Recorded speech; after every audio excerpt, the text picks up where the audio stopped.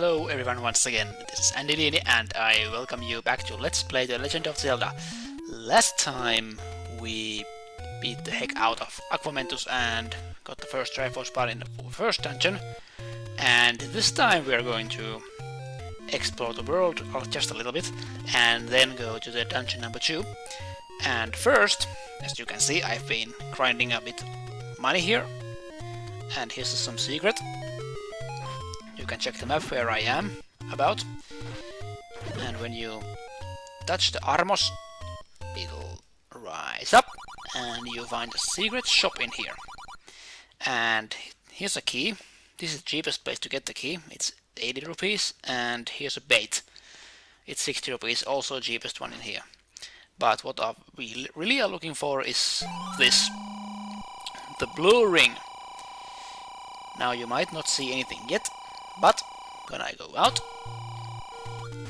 Link's tunic is now blue, and he takes half the damage he took previously. So, what a pleasant surprise that is. And here you can see I also have collected some arrows for me. Makes life better when you really think, oh, always take those blue rupees. You're gonna need them, I'll tell you that. Anyway, now I'm just gonna walk to Palace number 2, as it can be quite tricky to find. Here's the starting screen, so you know where to go. And it's right here. Even I have had previously had problems finding dungeon number 2, because it's hidden so well. I don't know why, it just feels so that it's in the middle of forest, a dense maze that is, and finding it ain't easy, I'll tell you that. Thankfully, now I know where it is. If these levers would just leave me alone for a minute, thank you. I should be able to find it just fine.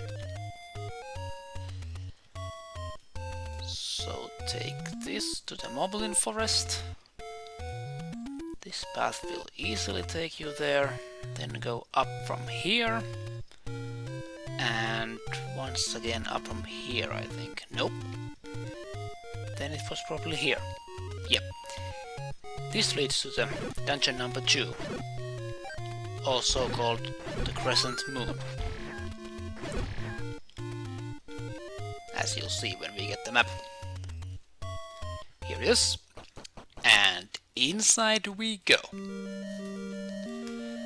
me just take out my map. And we are ready to traverse around this now. Here are our new enemies. These are ropes, if I remember correctly.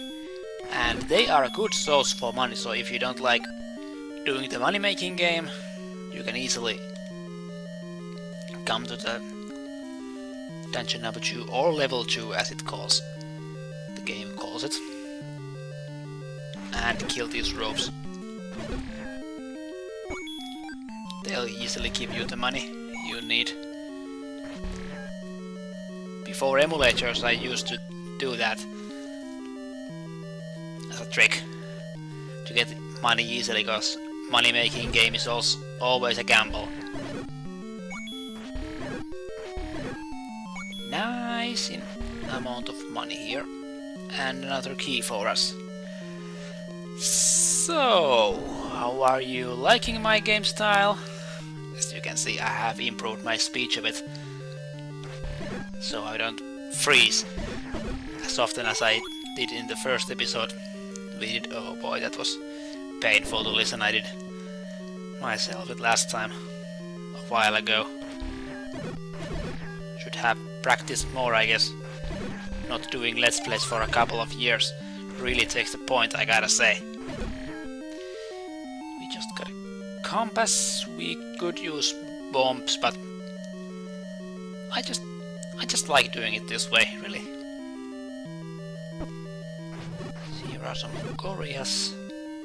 Now that's a trick sometimes they have a master enemy, and when you defeat a certain enemy in the room, you will kill all the enemies in one shot.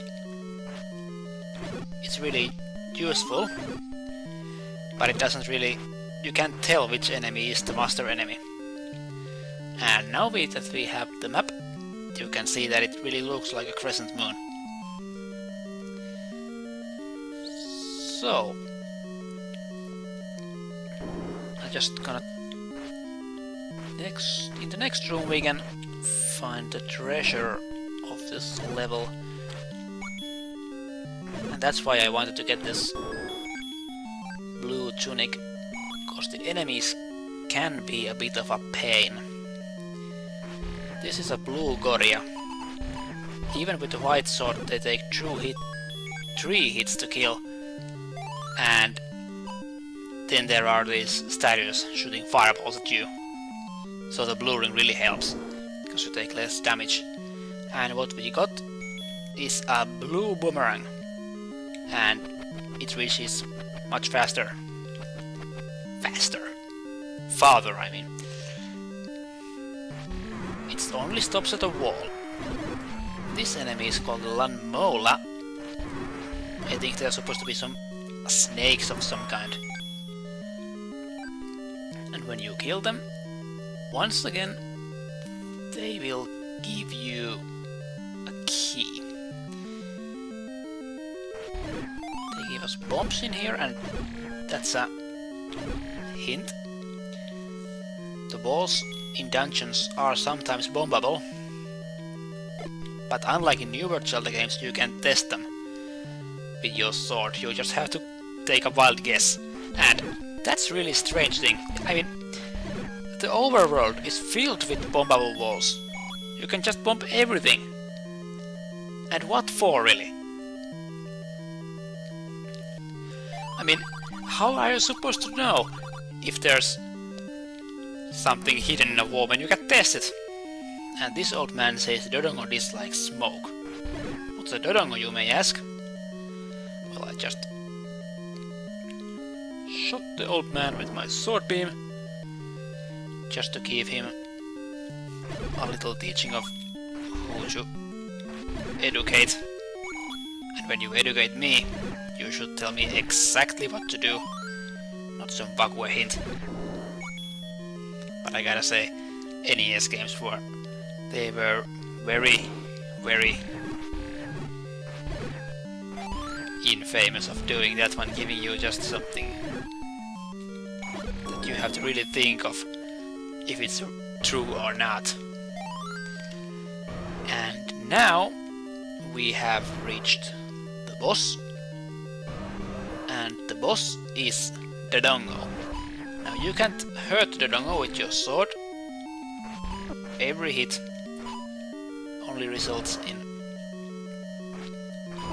a clang sound, and you won't take a hit. Now the way to kill Dodongo is to put a bomb in its mouth. 2 bombs per Dodongo kills it. But you can also use your sword if you do it right, but you must freeze Dodongo to do that. And to do that, you must bomb him. He must hit the smoke. And it's quite hard to do, but here's a trick. Oh, I missed. Sorry. You just have to use your bombs correctly. There. Just lay a bomb right after Dodongo eats one, and you can he always flinches, and then you can use your sword to kill him. And the best thing, you always get bombs from Dodongo when you kill with a sword. It really makes it useful, I gotta say. And now, here we are with our second Triforce piece, and we are pretty much done with dungeon number 2. Now, I think there isn't really anything else to do than go to dungeon number 3, and I think doing 3 dungeons in one episode. I mean, what am I saying? 2 dungeons in one episode is a little bit too much. But since I don't want to make these episodes too short, I want to show you... Or there isn't really anything to show. I have already showed where you can find the potion. But there's this one thing I gotta say when I was talking about the hidden walls and how impossible they are to find. I'll just show you one thing. Once we hit the beach, well, that one already. How are you supposed to know it's there? Unless someone tells you. Don't remember if the game originally came with a map. And this one, it's just right there. You have no idea it's there. And really, it's just ridiculous, I gotta say. Every inch of it. Man. But enough of me ranting, and let's focus on this adventure of ours. Collecting some money in the meanwhile. Think I'm just gonna get myself that red potion. I don't think it's useful to buying blue potion at all. It's just 40 rupees and the red one's 68 rupees. It really, and it heals your hearts twice when you use the red potion. So basically when you use a red potion it will become a blue potion that way. So we are right about there soon enough. I guess you already know. I know this is a bit tedious, but I don't want to make 2 short episodes on these Let's Plays of mine. And here we are. Buy medicine before you go, and medicine I will buy. Now you can't hurt these old people, but you can hurt them when they are in a dungeon. Strange. Anyway, now that we have it, I think it's a good place to end this episode right here. I thank you for joining me and hope to see you again in the next episode. Have a legendary day, will you?